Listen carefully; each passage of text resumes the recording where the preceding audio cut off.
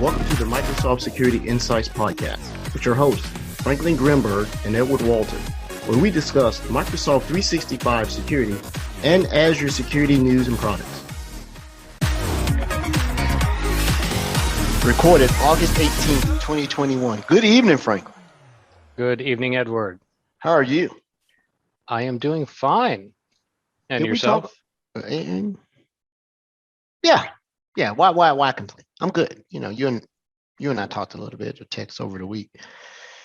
But no, I'm good. I'm doing well, man. I'm actually doing a bunch of work trying to keep myself distracted, working on a couple little challenging projects, something I learned, and sort of discombobulated for this podcast, but I'm staging the next 3 or 4.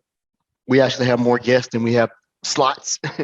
So I'm moving people around. I got a guest lined up. He's taking the SC200 instructor-led training this week.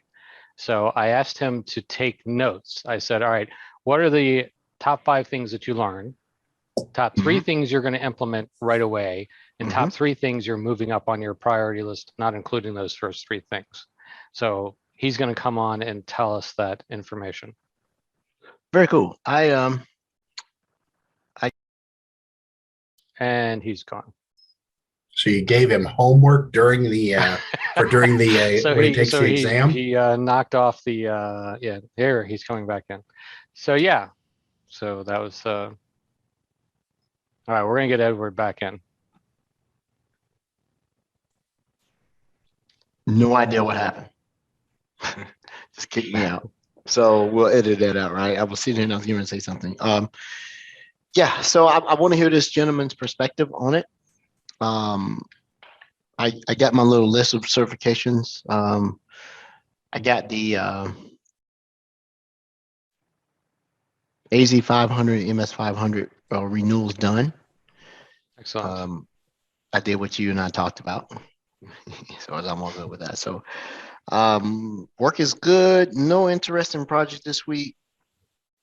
Doing some MDE stuff around Linux, and I had to solve a couple of issues and got some really unique questions. Not one of my customers, but happened to peer out that had a question. I'm like, I don't know the answer to this, so let's go find somebody that does. So I pulled in. Hey, so I got this email today. Start using the Azure Monitor Agent instead of the Log Analytics Agent. What's the deal with that? Say that one more time. I got an email today. Mm-hmm. Start using the Azure Monitor Agent instead of the Log Analytics Agent before 31 August 2024. You are receiving this email because you use the Log Analytics Agent to monitor your virtual machines or servers. So what's the deal with that email? Well, first of all, the email is correct and it's also incorrect. You're not using the LAW agent. You're using the MMA, right? The MMA system top. So when you run the Microsoft monitoring agent, it then dumps that telemetry either purposely into a log analytics workspace that you work, or if you're using something that automatically uses the log analytics workspace, such as MDE, Microsoft Defender for Endpoint, or Azure Security Center, aka Azure Defender for Servers, it creates a default LAW for you. They're trying to get everybody off of the old MMA agent or log analytics agent. There's a subtle difference. They're the same. And they want you to use the AMA. They want you to use this agent. And the reason that you are, because this is going to become a super agent.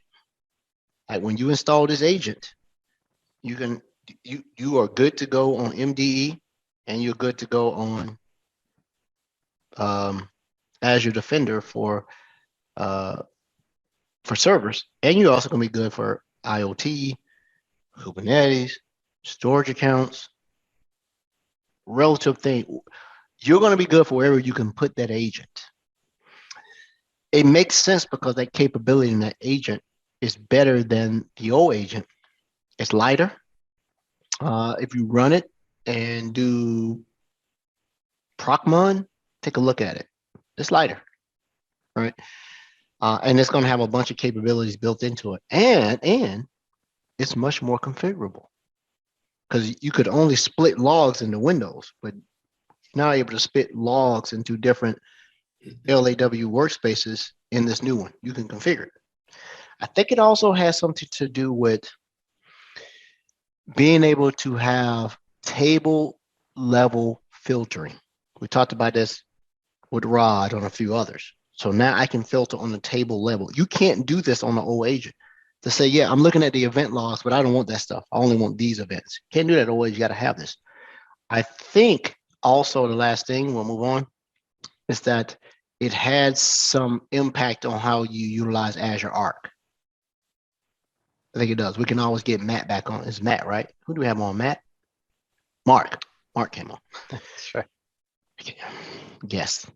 These pesky guests that come on with their technology, right?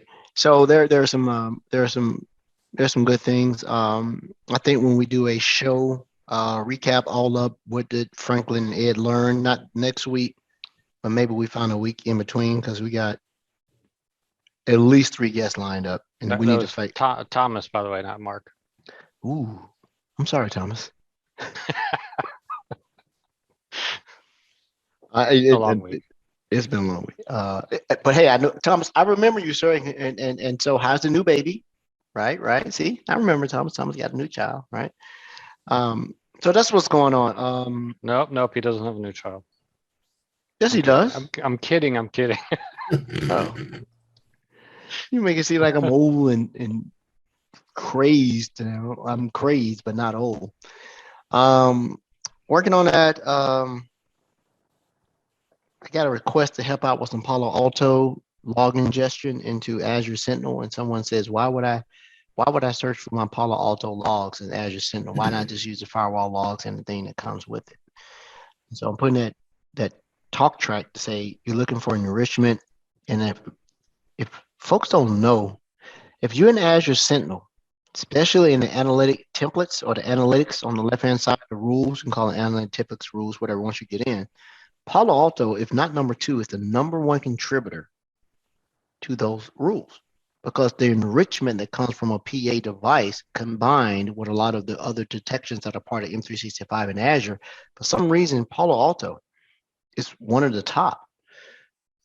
Maybe Cisco number 2 as far as, device vendors and virtual appliance vendors. But if you're using Palo Alto, there's a lot of enrichment that takes into account these are the atypical traffic logs from a firewall perspective, but they may be ahead of their game because of the pandemic, because they were able to capture traffic in a manner that's useful even for those that are working at home, especially for those that still have to bounce into corporate, then get to their resources and get out.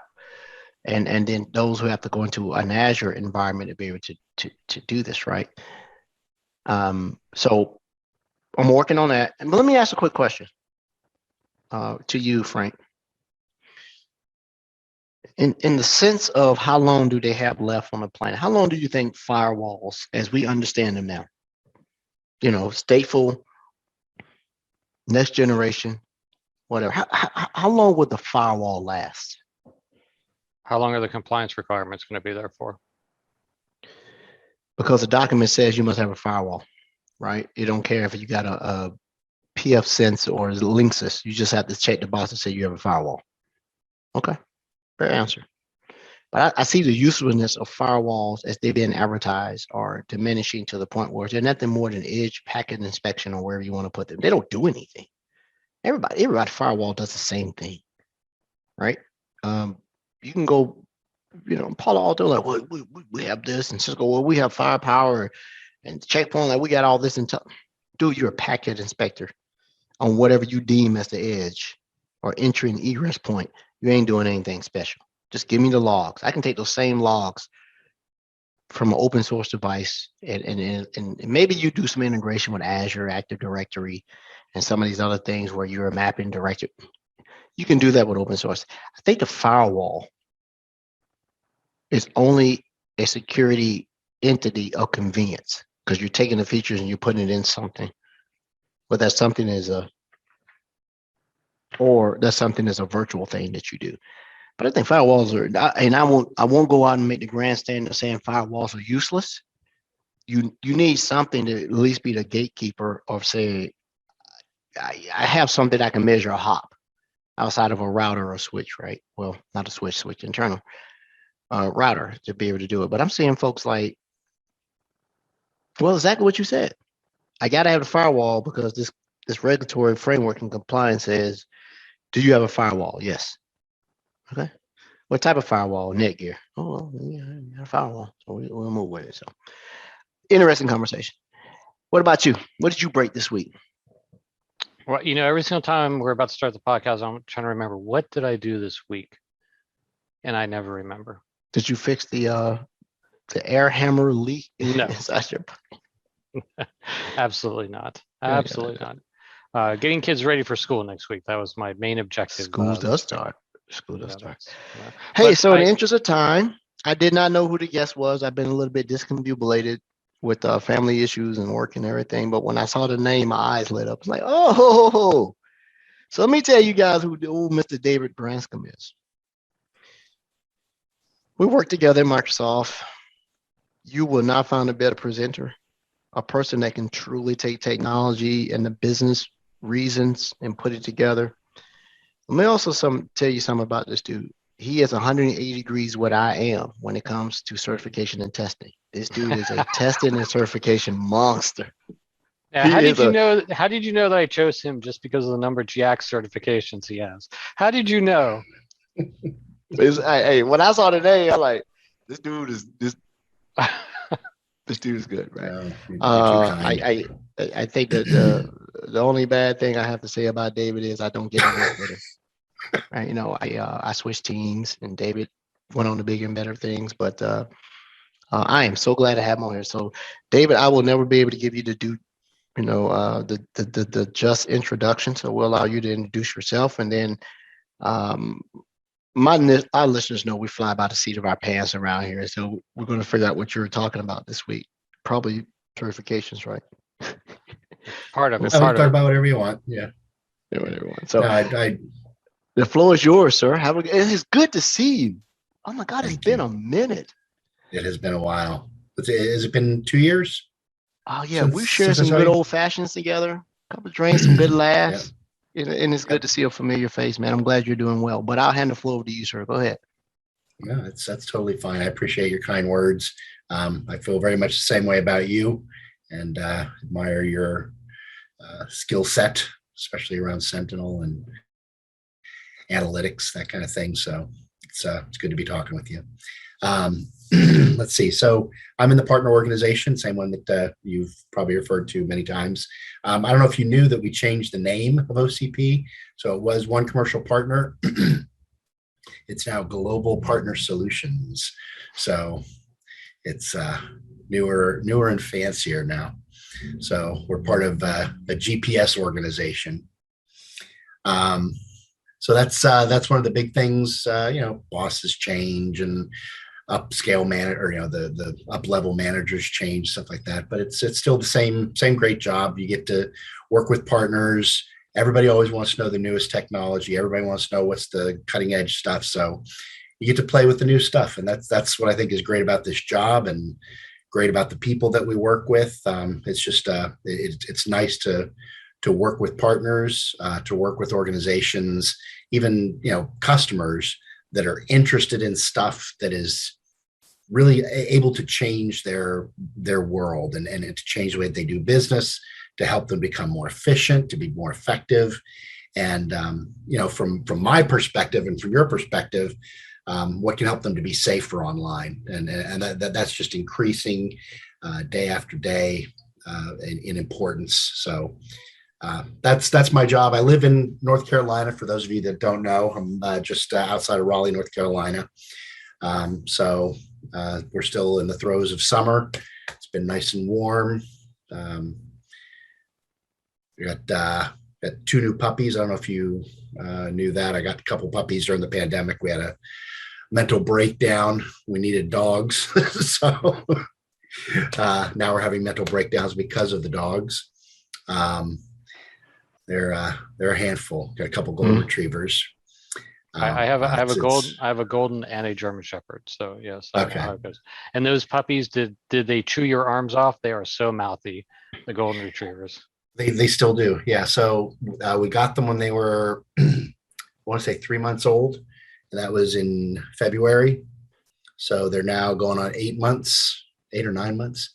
And every morning it's just chew me up, chew my shorts, chew my arm, chew my leg, everything. They get over it after a time. So just to let you know, it's driving me crazy at first. I'm not your chew toy.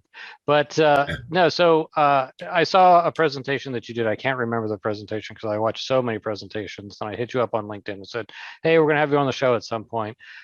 So I want to talk to you about two things. The second thing is certification, which we'll save for the end. But I know that you work in the with the partners. And so obviously the partners out there are trying to set up their own SOC. I mean, where do you see that they're at in implementing this, and the partner maturity at implementing the, let's stick with the security side, the security tools? Yeah. So that runs the gamut, really. I mean, we talk about partners. You have partners that are just now starting to tip their toes or dip their toes into the security space. They've been comfortable with Exchange migrations and that sort of thing, and they're just starting to get into what's this conditional access stuff? What's this zero trust? What's all that mean? So those are some of the partners that generally are working in the small medium business space, because their customers aren't terribly interested in the high end security features. Then you've got kind of a middle of the road partner that's more in the SMC and has a little bit of a customer base in the enterprise space. They may have some customers that have 3,000 seats, something like that. But the majority of their customers are still in the 300 to 500 range. And for them, they're kind of at a decision point, I see, where they have to make a decision. Do I want to be a managed security provider? Do I want to provide these services to my customers, or do I want to implement them and then go away? Right. And there's some partners that make the choice to go in, deliver the services, and let the customers run it. The ones that I see as being a little more forward thinking and seeing where the future is going are those that fall into the next category of being able to develop their own sort of managed security service or becoming a managed SOC. That is by necessity a different skill set that you have to get from people, right? If you have a consultant that knows how to implement something, that's one thing. But to be able to operationalize that security and to be able to say, this is definitely a threat, to be able to trace those threats within an environment, not just to see, get an alert that says impossible travel, and then, identify it as impossible travel, but figure out, why is that important in context with a piece of malware that's on a machine? Why is that important in the context of the lateral movement from this machine to this machine? But being able to piece those things together is a skill set that is not necessarily in the wheelhouse of every Microsoft partner. So the ones that I've seen that have been successful, that are able to kind of move into that enterprise space and become a managed service provider, a managed security provider, are those that are able to find or cultivate internally people that have that analyst skill set, that are able to read network logs, that are able to read packet captures, and still understand how an attacker thinks, what they're trying to accomplish by doing X, Y, and Z, and what their next step might be, so you can kind of head them off at the pass. So there's a couple partners that I work with that they pull their people directly from FBI, Department of Defense, NSA, all these cyber heavyweights. That's all they do. They just sit and stare at terminals with packet captures going by and understand that. Not every Microsoft partner is built that way, but in order to become a good managed SOC provider, that's kind of the direction you have to go. You have to understand that not everything is GUI based, right? We would love to make everything perfectly clear in a nice little circle with a human figure icon and a computer, but it's not all that clean. Sometimes there's some digging and some real analysis that has to take place, and that's where the really good managed service providers stand out, and then where many of the Microsoft partners I see are trying to move into. So I remember your presentation now, because I thought that it was awesome, and the story that you took people through with the tools to deal with the attack. So I don't know if they recorded that presentation. Oh, the SolarGate. I think I'm not sure if that was it. I can look back at our LinkedIn conversation and tell you the date, so I can actually include that in the links, because I thought that you did a really great job at explaining how to use the tools and dealing with the incident, if I remember right. So here's the thing that drove me crazy about partners and security. Okay. There were many excellent identity, Active Directory, hybrid Active Directory partners. And then they started saying, we also do security, right? And to them, I'll use current terminology, to them, the only thing involved with security was Defender for Office, right? And they did not have the capability for Defender for Endpoint, okay, out there. And so I would sit there and watch this, and it would just drive me crazy that they were not investing in their people and seeing that part of it. I'm like, there's a ton of partners that if I had to do a hybrid Active Directory scenario, they're awesome at doing it. But when it came down to security, threat protection, I didn't think that they knew what they were doing. Then I started seeing certain partners going out, and I'm seeing that their people were getting the proper certifications that I would expect to see, right? And then joining into the list groups that I'm involved with, and so on. So I'm like, okay, those are the partners that I would actually trust, that will have the technical expertise to deal with, the threat protection products that Microsoft is responding with, the threat protection products that Microsoft's providing. Let's be fair. And I'm sorry for me interrupting out. The joys of working with AT&T. Let's be very fair now, and there's going to be some CYA here too. A lot of these partners that David and I trained, right? And a lot of these partners were taking cues from what Microsoft thought made a security partner, right? So you had to realize they had a very myopic look at what a security partner was, trifecta, and about how we went about enabling these. So I don't know if I missed that because my stuff was going up and down. No. So back then they had the trifecta partner, which was, what was it? It was identity. What were the three things on that? It was Azure Active Directory. It was Defender for Endpoint, and it was one more thing. The Office. Office. Yes. Okay. That was it. So there was three things, and you had a certain amount of clients that you could validate a deployment, a certain amount of endpoints that were deployed, or you went in and configured a certain amount of workloads for someone that had a P2 subscription, which is primarily identified with having E5 or E3 with the security SKUs added onto it. Well, there are always way more Microsoft partners than there were security partners. And so these partners realize, hey, this may be the wave. I need to become a security partner. It wasn't something that they went out and built the foundation. They decided to build the framing of the house and come back and pour the foundation later, right? And so a lot of them did not have an agnostic knowledge of what being a security person was. That's not all partners now. Some partners were stout. They were doing this, but they weren't selling Microsoft workloads. Like, Microsoft, we're not selling Microsoft workloads. We understand frameworks, controls, regulations, external references, and stuff like that. So I'll come back and say, yeah, you're right, but you got to realize how I met Franklin. I met Franklin at one of our mini Effectives events, David, and him and I became friends. So he's a victim of me training. His company went, I want to be a security partner. I'm like, security partner, right? Come to find out, one of the more stout individuals and companies in it. So there's validation to what you said, but there are some outliers that are good. I think that the partner community overall has matured in so many ways from just being the identity partner. And then what I'm seeing is that some of the bigger partners, like I said, I'm starting to see there are people in the circles that David and I run around in out there on the list and so on, which I think is awesome.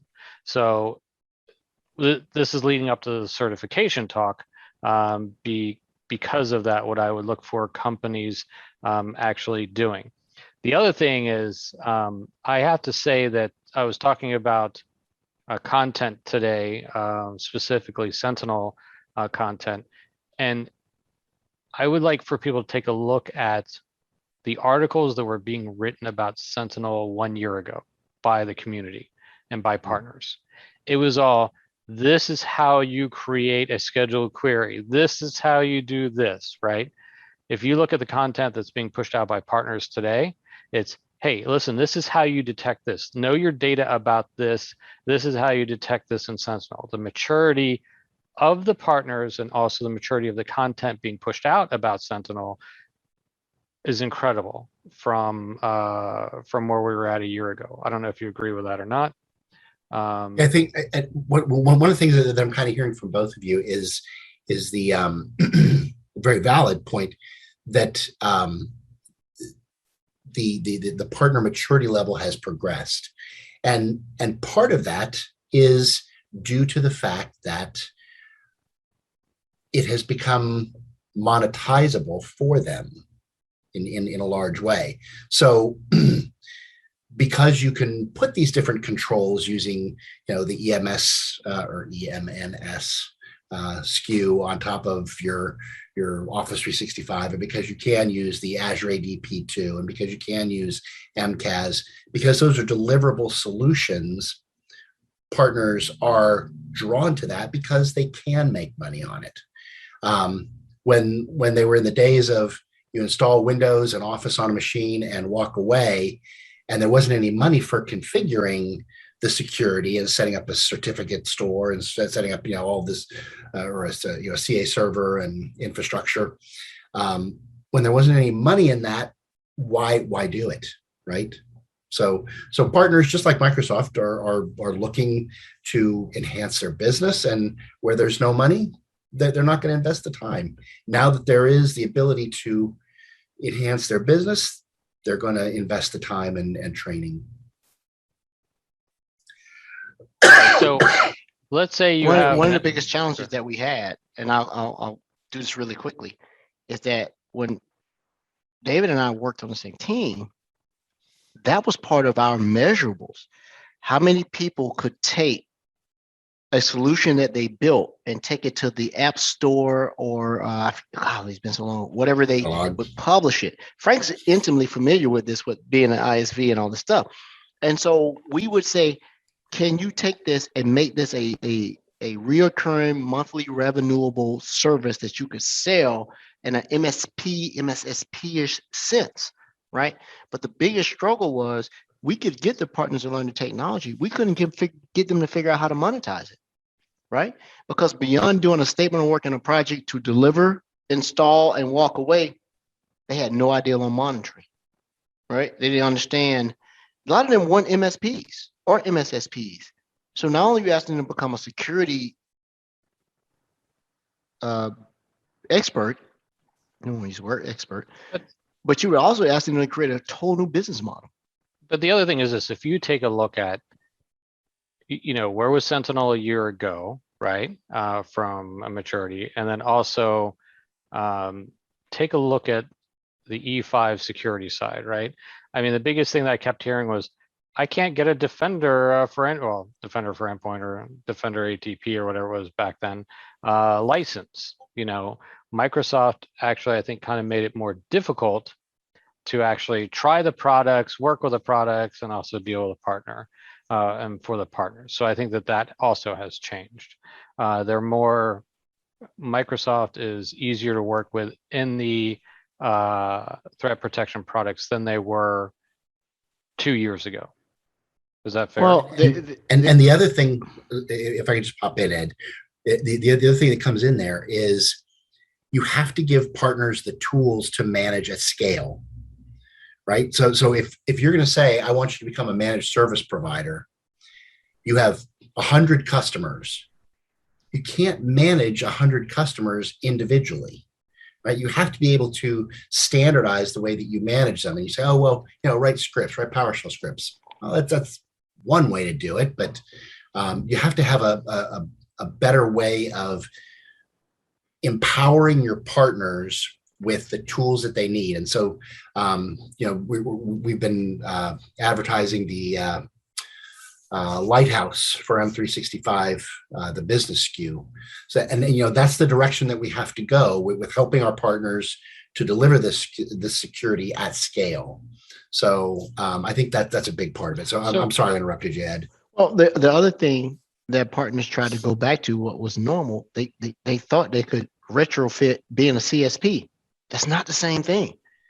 You being a partner that's also a CSP is glorified. I'm selling you SKUs and I'm managing your SKUs and certain parts. There was no way to retrofit that. That is a total separate business endeavor. I'm getting you to consume the technology. That is not the same as managing the environment. In Lighthouse, I think you and I were part of the early Lighthouse incubation or something over at Microsoft, right? We're on that little private thread that would come out. So I watched the maturation of Lighthouse come along painfully, but it's getting better, right? So, yeah, go ahead, Frank. I lost my train of thought there. I do that to you on purpose because I know if I talk, then you'll just lose it. So, David, now I forgot what. No, I'm kidding. What should customers look for in a partner for dealing with implementing this? Let's narrow that down a little bit. What should customers look for in a stout security partner? Okay.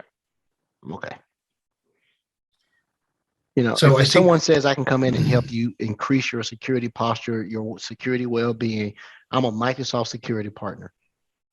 If someone says that, how do you measure that? How would you? Yeah, so I think part of the problem there is that you as the customer have to understand what security needs you have, right? So do you want to protect, or are you having trouble protecting your devices? Are you having trouble protecting your cloud? Are you having trouble protecting your information? Is it all of those? And I think the answer to that question is going to drive the questions that you ask of a security partner. In other words, if your challenge is, I've got so many devices that are running iOS, and I've got Mac laptops, and I've got a whole bunch of Android devices, and people are bringing Chromebooks into work because that's the easiest way that we could figure to get people to work together, then the questions I'm going to ask you as a customer are going to be different than if you're working with a pure Windows environment, right? What are your skill sets around troubleshooting Mac? What are your skill sets around troubleshooting mobile devices? Those are the kind of things that I'm going to care about. If your challenge is that your environment is too complex, that you've got too many vendors in your environment, and it's a challenge for your people to all get trained, people get burned out because they have to learn too many things, look at too many portals, then that's a different set of questions. You're going to be talking to them, how would you consolidate this scenario?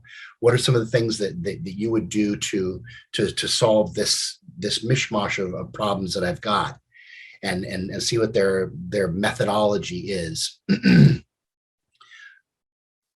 When you've kind of broken that down, then you may have to dig into what is the depth of your skill set. So people can talk a good story. People can say, we know the Microsoft stack front and back, blah, blah, blah. But the question is, I would love to talk to your customers. I would love to talk to a customer of yours that was breached and called you in for help, right? What did they do to fix that problem? What controls did they put in place to prevent that problem from happening again? That's the sort of thing that matters to me. Not, do you know which SKUs I need in order to get to an E5 or to get to whatever your salesperson's quota is for the month, right? those are two different conversations. Knowing the SKU is one thing. Knowing how to put them into practice and use them to accomplish something is another thing. And the last thing I would ask is, how would you make sure that the security controls that you're putting in place are not going to adversely affect my business, right? How is it going to enhance my business? What are you going to do that's going to make sure that my business works better because of the security controls? Because for so long, we've had this kind of belief that the security is an inhibitor of business. And we have to change that thought process. We have to recognize that security is the underpinning of what makes a business function. If we can put security controls in place and get them working at an effective level, then and they're kind of operating at a very smooth pace, you're not going to be dealing with ransomware attacks. You're not going to be dealing with a breach where tens of thousands of identities have been compromised and you're scrambling around trying to fix these things. Those are the things that detract from your business. Those are the things that cost your business money that is a sunk cost, right? It's just gone. But imagine if you could take that money back and reinvest it in the business, make your product better, sell your widgets better, then maybe you've got a chance to compete against the people in the marketplace. But underpinning that is security. Go ahead, Ed. So let me approach it from a business standpoint. Mm-hmm. First, I'll go with the partner. I've seen partners shy away who definitely have the security chops to be able to go in and learn, and the business chops to build a framework. And you can't do everything. You could try. But who have shied away, said, I don't want that risk. Because if I take on security and I've already got a great relationship with this customer and I'm doing their SharePoint, their Teams, I'm doing all this other stuff, I bring them on as a security customer now, and something goes south, I lose all of that business. So that is the business risk outside of the technology enablement that I've seen partners verbally express, we can't touch it. Because if something goes down, they're going to remember you were responsible. And if that happens, there's a possibility we could lose all this other lucrative business that we have. Okay. So let's take it from a partner side. A customer side. Customers that told me, you haven't convinced me that this saves me money, makes me money, or anywhere in between. Because often the security benefits aren't realized until you can prove I prevented something or I recovered for something, right? Even detection. Detection is starting to get a little bit of a commodity because MDO, Microsoft Defender for Office 365, reports so much that it's done. Removed a phishing URL, did this in the background. So people are like, well, detection is sort of like the ante to get in, everybody detects. But there's the response and the protect I'm finding to be hard. The detection piece is actually getting pretty good. You can get out of the box with a lot of the Microsoft products, MCAS, which is Frank's favorite product, that will tell you a whole bunch of stuff that's going on. But that protect and the detect, protect and respond seems to be the two things the customer go. And then you have some customers that will talk to you in a room of confidence to say, man, if I monitor it and something happened, now I got to report it. Better than not know. And so until security can stop fear mongering and selling colonial pipeline stories and show true business value of saying, hey, man, you don't want to be that guy. I forget who said this and then get the floor to Frank, like he has a question. Actually, I know the customer, but I can't say their name. A great quote came from them. We'd rather be in the business of telling the news than being in the news, right? So you don't want to be in the news. There are different reasons. Common sense says you need this stuff. I think Microsoft makes a compelling consideration to say, hey, man, use our stuff. But I'll circle back around. How am I going to make money as a partner?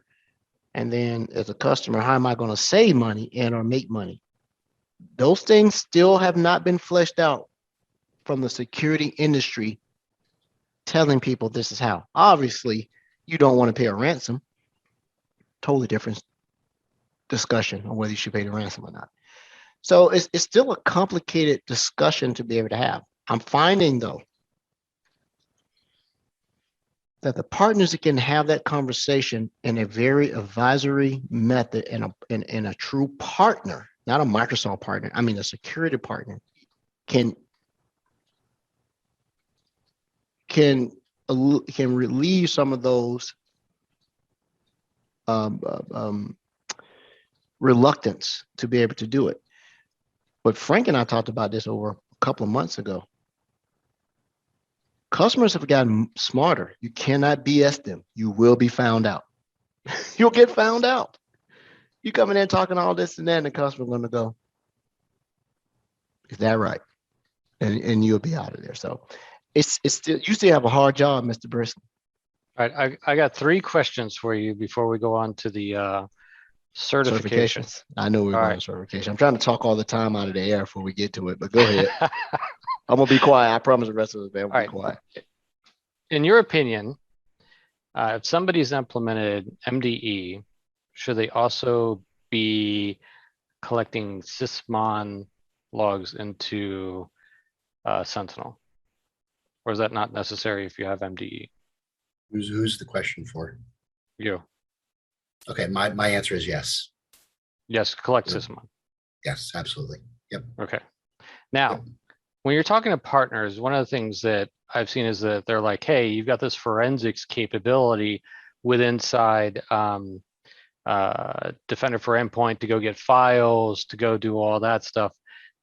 When you get to, let's call it tier 3, hey, something's really happened on the machine, do you ask partners, hey, how are you accessing the machine to grab an image of the drive? I mean, where are you at with forensics with MDE, and what should customers ask partners about that level of digital forensics incident response?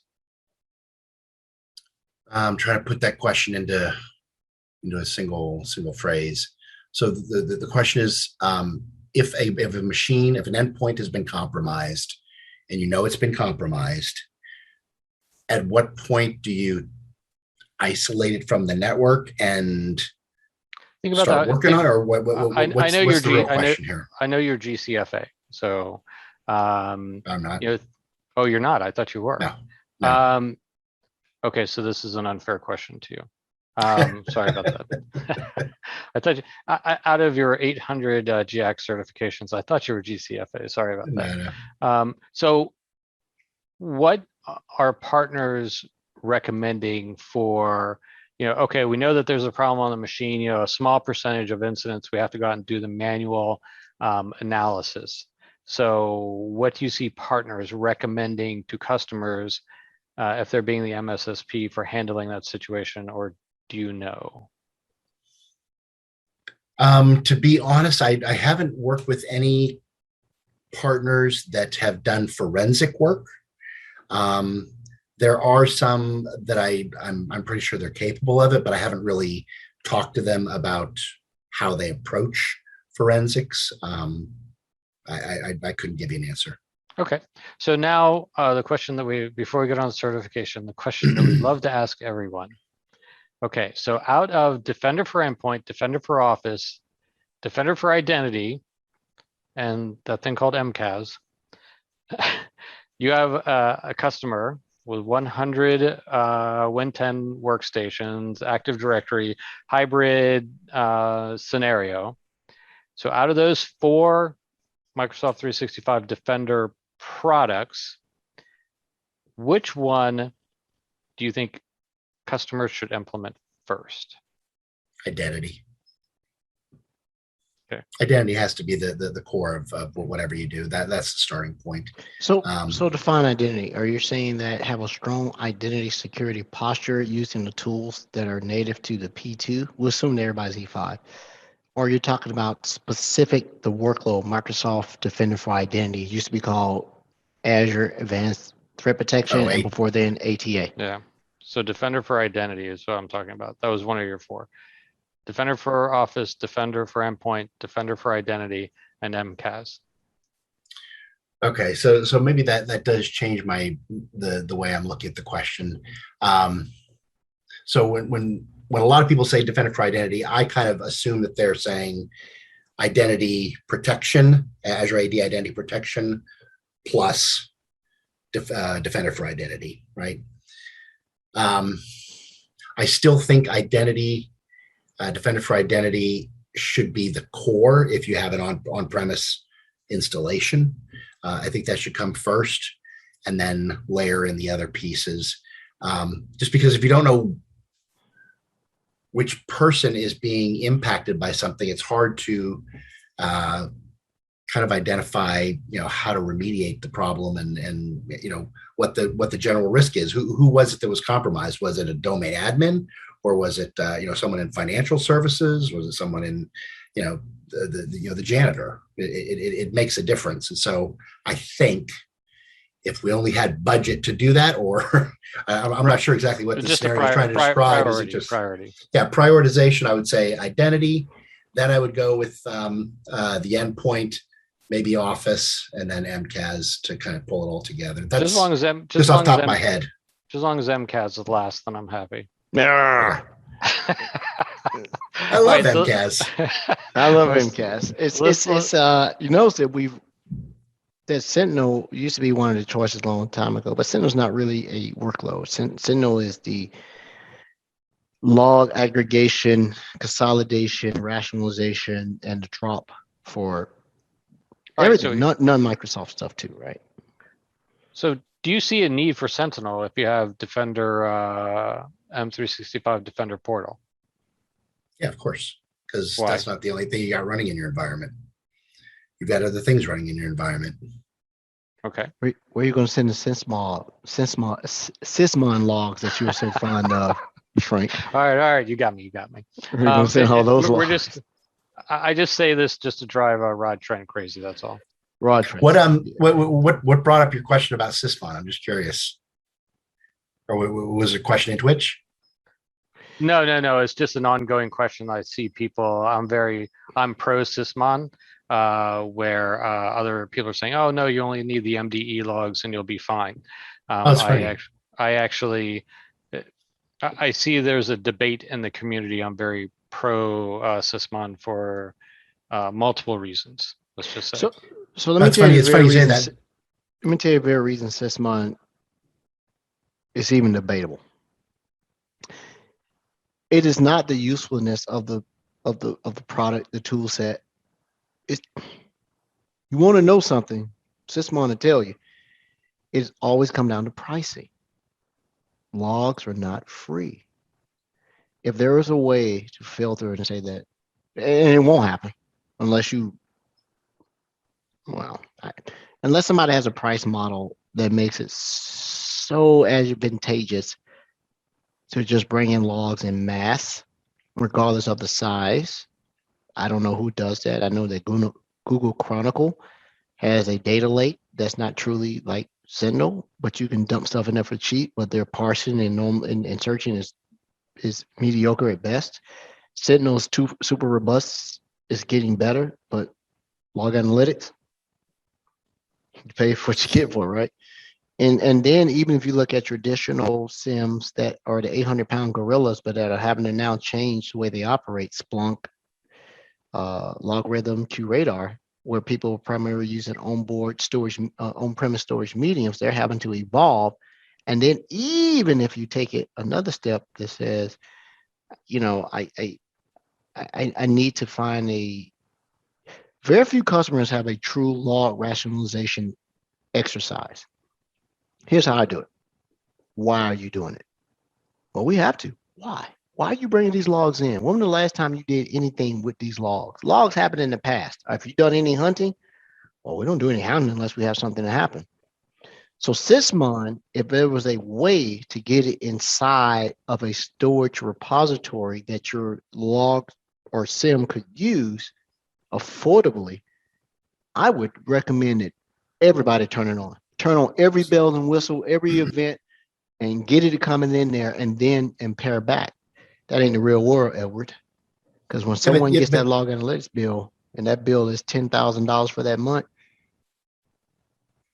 but I would argue that Sysmon is not the greatest contributor to that, because Sysmon can be filtered down so that you're only looking at specific things, and it only generates, what was it, 17, 20 events, something like that total. So, and it's only looking at things that are questionable, right? It's looking at new process creation, new scheduled tasks, things that we should be paying attention to, right? So I would argue that getting the minimal amount of information that you get out of the amount of information that Sysmon generates is worth the value in the storage cost, because it's probably interesting from a security perspective. It's not going to be just, tens of thousands of Kerberos ticket generated, 10 Kerberos ticket generated. It's going to be something that is probably interesting or actionable. That's the way I look at it. I agree with you. I'm totally in that camp. That I don't know why Frank hasn't said it. I don't know if he thinks I'm a Sysmon hater. I'm a fan of the product, right? I'm a fan of what it does. I've seen someone install it on 10,000 endpoints, right? Even while they were running MDE, right? I know why. I can't say why breach. Someone came in and said, put it on here. And they left it because they realized, oh my God, MDE is not giving me what this thing is giving me. So I'm going to go ahead and keep it here. And they got coin, right? When you got coin, you could do that. But I'd also go back and say, let me play devil's advocate here, be a little bit of a cynic. Collection is not detection. You can collect till you blue in the face. But if you're not going to do something and show proactive, in my opinion, my humble opinion, right? If you're not going to show proactive use cases for that data, other than and all that you could do is react to a either confirmed or suspected breach, you got to value the logs. My sophisticated customers know how to value their logs. I'm working with one right now that I am learning more from the customer than I am teaching them, right? And then you got open source, right? So, there are some things, but you got to have skill set to really be able to take advantage of an open source. So it's always going to come down to cost and skill set.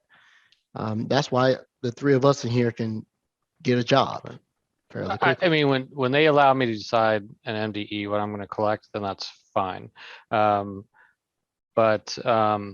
I mean that's key. Right now, I can't do that in MDE. So what happens if who owns Sysmon right now? Microsoft. Okay, they said Mark, right? Mark and what's the name? built it. Okay, yeah, they just released a new book too or something. I've never understood why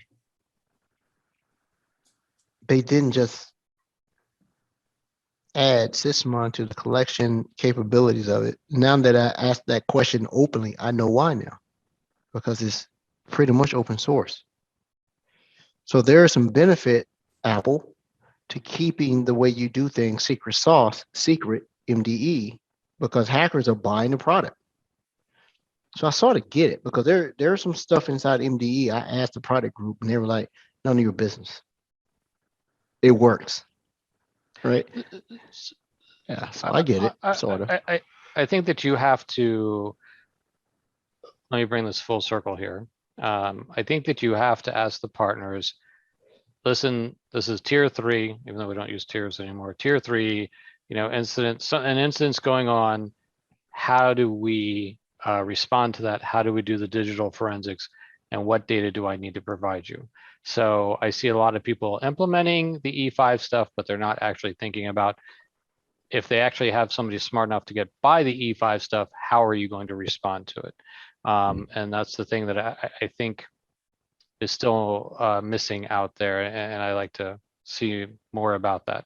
All right, so how many GX certifications do you have, David? 7. Answer this. Let me ask.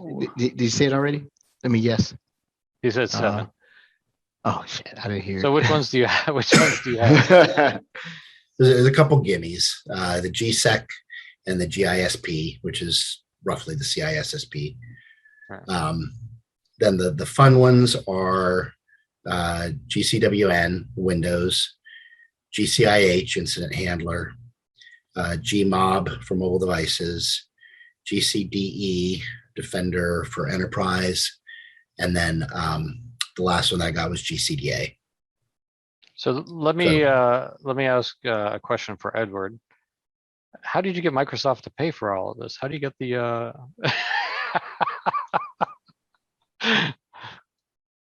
No, I'm kidding. No, go ahead and ask the question. I want to hear this. No, I pay for him. Oh, you do? Okay. Yeah. He is one of the reason I admire this guy is I got to work with David by virtue of a merger of teams, right? Not teams, but our groups. We worked together. We started working together. Yeah. And I was impressed about the self-investment that this gentleman does, both time and everything, right? And we presented together and flowed together. I think one of the better. Did we present in Boston together? Which is one of our better. I seem to remember it was somewhere in Texas, either Dallas or Houston or something. Did we present We did there? Dallas or Virginia, Washington? I can't remember. We presented all over the place. New York. We've been all over, man. We've done some good work out there, right? But when I used to see that you would pay for it, I knew the answer before he asked, right? I was hoping you would say something different. Oh yeah, I went to the Microsoft funding here, and you just put a request in, and they'll give you $100,000 to take as many exams as you want. Yeah. You know, I've always known that you've been a huge investor in yourself. I am too. That doesn't mean if I can get somebody else to do it, but when it's said and done, and I know I can commit the time, so I am going to go grab a couple of the GX certs. I'm gonna go back and complete and successfully pass the 555 and get that. I didn't, and I'm gonna go get the certification that's associated to the 508. I have decided today, nothing to do with this podcast, because up until 3:00 I didn't know you were coming on, right? I ain't been on. And I'm going to pay for it myself. Because that gives me a little bit of an attitude, meaning that if the person that I'm sitting here doing a good work for didn't seem necessary to give me this, then I don't want to hear it when someone else sees value. Because we had a guy at Microsoft that was a badass, and he went and got those the certified cloud something, another hacker and something else, man. And then once he stumped that stuff on his digital resume, he was gone. Oh, the OSCP and CEH. Well, Frank has those distinguished certifications, right? Mm-hmm. So, you know, not CEH. Not CEH. Don't hold that against me. I do not have the CEH. CEH ain't. CEH is nothing. I can pass that. I can pass the CEH, right? I think I may already have it. I think I am a designated CEH on version 1 or 2, because it's 3 now, right? Well, so yeah, they've actually got two flavors of it. One's the written, and then they've got a practical too. I haven't done the practical. I haven't done a practical, right? So I went. According to when you did it, though, you may be grandfathered in. I'll have to take the practical. Gotta go see. I gotta go talk to a buddy of mine, Josh Lanier. You know Josh? Josh Lanier's really solid. Friend of the show. Shout out, Josh. Come on soon. Come back and talk about you doing the healthcare. So, I mean, I think investing in yourself is awesome. I mean, I paid for my own GIAC certification. I went GCFA because that's what I was interested in, and also some of the government requirements. GCFA is in one of the accepted areas. But no, I definitely paid for myself. And what you'll find is that I actually look at a lot of material, but I don't go and take the cert because I don't think it's worth it. I just get the material and go. You can't really do that with GIAC, but other certs, I definitely do that. And because I want the knowledge, I don't care about the cert. But the GCFA is a cert that I cared about for the resume, quote unquote. But I also really cared about the content that they were teaching, and I think it's a required course, I think, for everyone in there. So I do with I know we're up against time. I think we started on time, but we talked through the front of it. But I'd like to have you back on, David, because I'd like for you to come in, and I don't know if Frank's going to ask this or not, but based on the certifications that you have, and you got a lot, we didn't even talk about the Microsoft certs and stuff, right, and the other certs. I'd like to understand what 3 certs would you re-spend your money on now that you've already had them and looking at return on investment. And then I like to understand what is your preparation, because obviously I have an issue with preparation for exams, right? Because I went in and took the SC200 in pass, and it wiped out my entire Microsoft certification profile. Gone. And this is Frank's fault. Yeah, go ahead and answer the question. The 3 certs that you feel you got. I think there's 2 sides of it. There's one most value that you learn the most from that you use in your job, and then the ones that helped you get a job. Those are 2 different things, right? So what are the 3 certs that you feel provided you the most value in you doing your job? Right now in my job, I would say, I mean, that's hard to say. I think the SC certs most closely reflect what my job is, but I don't think that studying for them made me able to do my job, right? Because I kind of knew how to do it already. It was just outside of the Microsoft certs. Okay. So I would say that the GCDA, which is Sim with Tactical Analysis. That is the 555 exam. 555, yep. Which I failed miserably. A few points. It's Frank's fault. The GCWN, which is Windows Administrator, which for obvious reasons I use all the time. I love Jason Fossen's content. He does a great job. And GCDA, or GCED, Enterprise Defender, which gives you kind of a holistic view of how to approach network security for an environment. Those are the 3. I mean, I'm not going to venture outside of GX certifications, because I think when you get into vendor specific certifications, there's a step down, a significant step down in the complexity and the difficulty of the exams and motive, right? Sure. Yeah. Motive. The people that kick that whole certification wave. Are there any? It's Novell. Is there anybody outside of GIAC you would take, or that you have that you're interested in? I've done a bunch of the CompTIA certifications. I've done and passed Pen Test, CYSA, Security Plus. Right. Anyone worth it compared to the GIAC stuff? Well, here we go. We know what you favor now, right? You know what? I'm going to get Matt Solzman to come back on. I want to hear his perspective on this, right? We'll have the certification showdown. All right. So certification showdown. We have Matt Solzman on. And I'm probably going to make enemies on this statement. Is the one certification that I keep renewing just because people want to see it is the CISSP, which I feel has 0 value as far as my career.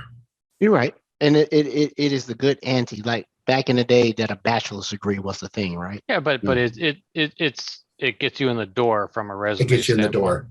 Yeah. It does. But I mean, it's not like I refer to the book and say, I wonder what these 10 domains are. It's just like, all right. SC, which SC certs do you have? All of them, all 4. All right. So forget about SC 900.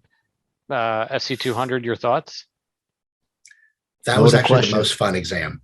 That was the most fun for me. The PayPal must have gone through. And I would have said that before you told me that you had contributed to the exam, and that was by far my favorite exam.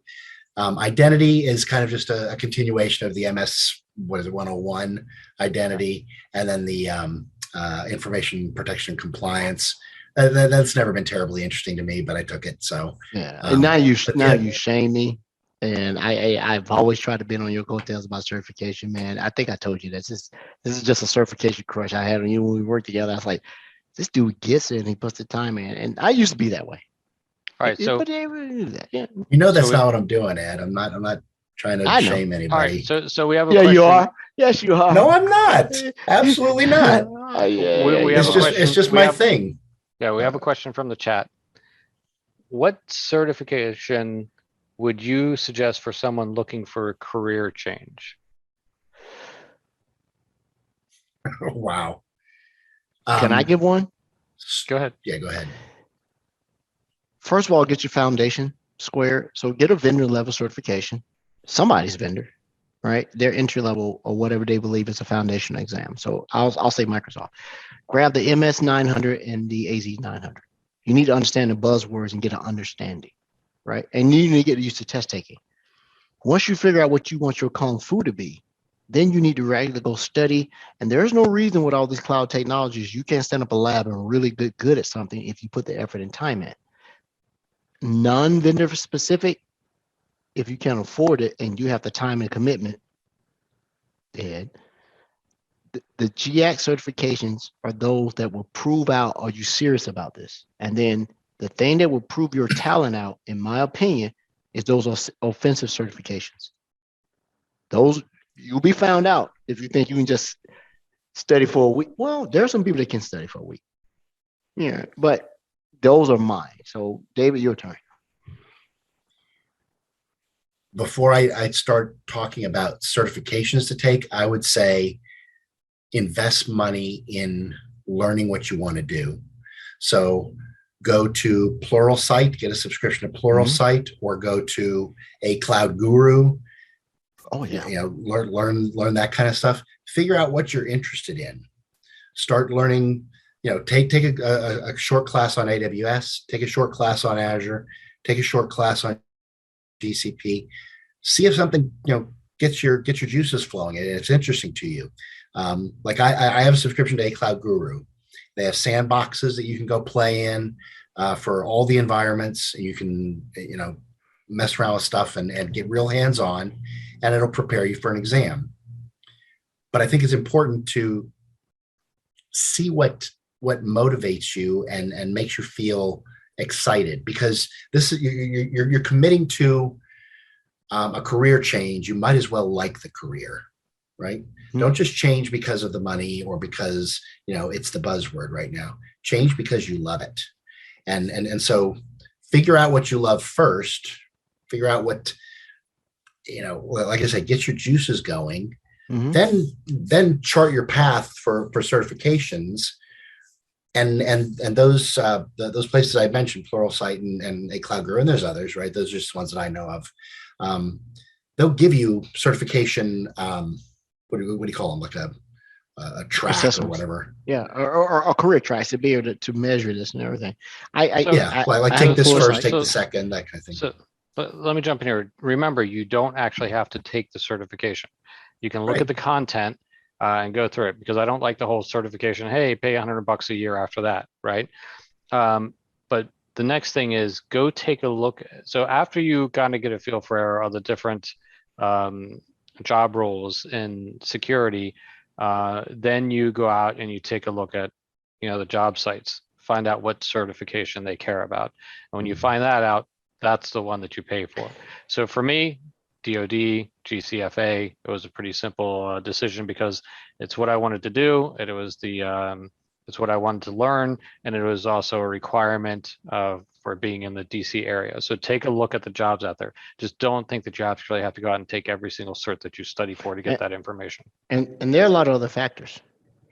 Your birth certificate age, where you are in the change of your career, age makes a difference. Still does. It shouldn't. If I'm skilled, I'm skilled. Region, what's in demand. And here's the thing that I said this years ago from Novell 3.1. Whatever you're willing to do that will put bags under your eyes because you're up late studying, do that.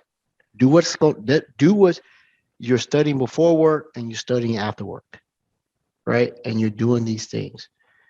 If you're willing to do that, then that's a good indicator you're serious about what you're doing. Because a lot of folks think they can just jump in and do what we do. They don't realize, man, there's almost 100 years of experience on this call, if not 200 years of experience in this. With us three people. How old do you think I am? Well, I'm the oldest on the call, right? So I'm 50.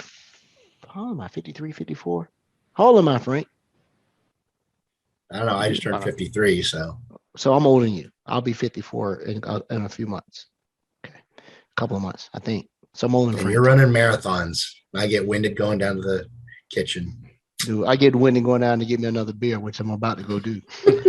But I tell you what, I would love to have you back on the show. I want to continue the certification and skill enablement and job stuff, because I think sometimes we forget about career enhancement because we're already in the field. And we believe career enhancement, sometimes it's just, I got another cred or I changed the job. There are different things now. And I would love to hear what you think your dream job is, because I'm still trying to find what I want to do when I grow up. I do not know. I thought I did until I met Frank almost 3 years ago. Frank, we've been knowing each other 3 years now. Golly, like you forever. old. It is. And I want to come back and talk about that, because I got to make some decisions, right, about what I want to do. So I do want to add one more thing that we were talking about before. The Black Hills Information Security. Love them.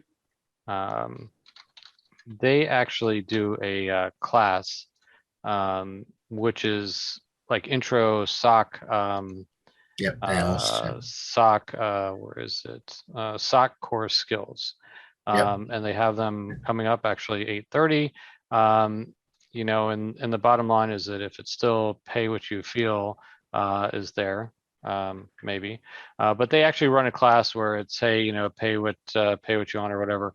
Go ahead and take a look at Black Hills Information Security Wild West Hacking Fest, and take a look at and get onto their mailing list for the stuff that they run out. That's also a very good place to start. Yeah, Black Hills, I am a fan. I signed up just for the free stuff. It has provided more value than some of the paid stuff I've ever done. Big shout out to Black Hills Information Security. I love the folks that go about it, how they go about their business. When you have true value, you can do stuff like pay what you think you want to pay, right? It's really good. And so, but guys, I'm up against it. David, this is the norm of how I do. I got to sort of cut out early on Wednesdays to be able to do this stuff. Dude, it's good to see you. Same here. I know how to find you. We just don't work together like we used to. We've done some good stuff. I know I want to talk to you too, because something has come up on my plate and I think you'd be interested in. Okay. And then definitely this dude above us, Franklin, you can stand and learn a lot from him. Just listen to him. I learned so much in 3 years of our interaction and collaboration and peership and colleagueship, and then now friendship, that he sets the standard for me high in a good way. He shames me when I don't pass an exam mercilessly in public. And right here, like, hey, you suck. I'm like, yeah, I know, but I'm gonna not suck a little bit later. I'm gonna pass. Franklin calls Microsoft and View and Prometric to completely erase all my certifications all the way back to the 90s. That's a story. What? They were like, I had no certification, no profile, no nothing. It's his fault. It took me 2 months to get everything put back into place. Wow. And then, you know, Franklin. Well, good luck on your cert. You're taking the SC200. Is it this Friday or next Friday? I'm taking it on the 27th. All right. Well, I'll be waiting. We'll all be waiting for. I'm gonna score 1,000. 1,000. Mm-hmm. And I'm taking the AZ 700 on Friday. So that's good. I'm gonna take that one because that's how I started my career. I was a networking guy, so I'm really solid on the networking piece. So I want to give a shot at that too. Because when Frank talked about it on the last podcast, I was like, I can do that one. I won the very first, express route guy. Yeah, that looks like a good one. I heard it's tricky though, because you can route APIs, endpoints. You got to be. There's some stuff in it, dude. You can go on vacation here and come back dumb. Go for 2 weeks and not do technology and come back, and you'll go, oh my God, when did they release that? Yeah. Right, so I know this stuff is hard. Sir, it's a pleasure to see you again. Always. Same here, Ed. Guest of the show.